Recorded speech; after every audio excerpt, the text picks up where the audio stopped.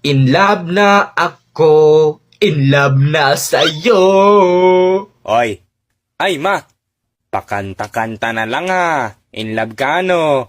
Asus, si nanay, nakanta lang eh. Naku, kilala ko yung crush mo. Gusto mo tawagan ko siya, sabihin ko crush mo siya? Hala, wag naman ma, nakakahiya. Wala naman akong binabanggit eh. Huli ka, boboy. We, si mama. Utot, alam ko namang di mo kilala eh. Tuliling, tuliling.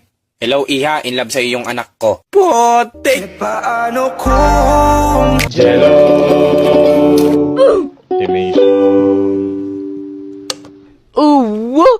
Alam ko namang na-in love na rin kayo once or twice. Ay putik, ang ganda! Or maraming beses na.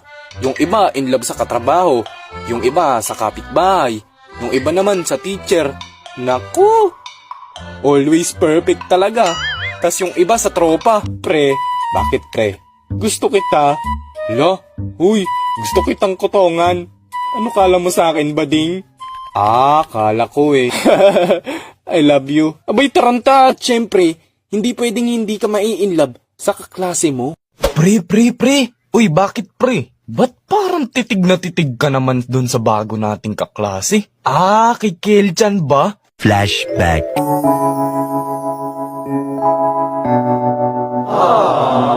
End of flashback. Kasi pre, crush ko na siya matagal na. Ha? Di ba bago natin siyang kaklase ngayon? Paanong crush mo siya na matagal na? Teka pre, dadaan siya. Dapat titig pogi lang. Ang ganda niya nga pre, no? Pre? Huy, kalmahan mo lang. Kwento mo na sa akin paano mo siya kilala agad. Kasi ganito yun, pre. Hay, ang boring naman. Walang project, walang assignment, walang baon. Zaki, magkaroon ng bagong mga kaibigan at crush. Crush? Sige nga, matry nga. Gusto ko na ulit maramdaman yung kilig bukod sa pag-ihi eh. Uy, sino to? Hello? Hi. Putik, ang ganda ng boses. I love you na agad. Ano name mo? Kelchan. You can call me baby na lang for short. Lo, ang hirap naman ng baby. Pwede bang Han na lang? Loko. Ilang taon ka na pala? Ay, 20 na ako. Ikaw ba? Uy, parehas tayo. So, second year college ka na din? Ay, oo. Saan ka ba nag-aaral?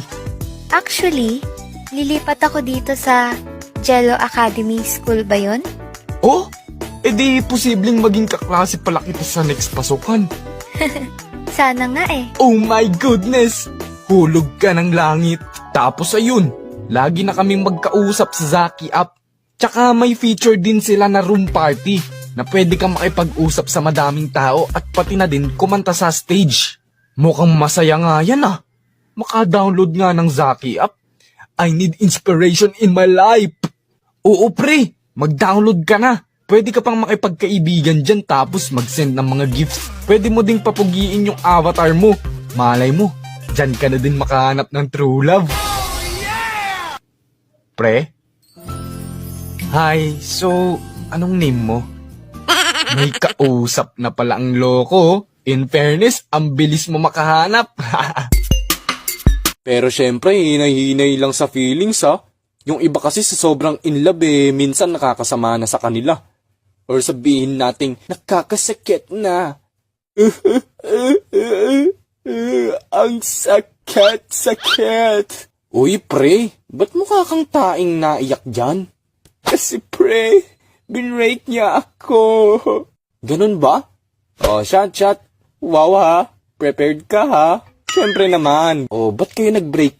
Kasi pre, sabi niya, gusto niya mapag-isa. Tapos nakita ko siya. May kasama siyang iba. Oh, no. Baka gusto niya by partners. Tas nung kinausap ko siya, sabi ko, sino yung mukhang puwet na yan? Tapos sabi niya, "Excuse me, ikaw ang mukhang Jerbox." Aruy, trash talk yun ah. Tapos huli niya sinabi, "Break na tayo. Give me alone." Mali pa yung grammar. Yaan mo pre, may Zaki up naman eh. Oo nga no.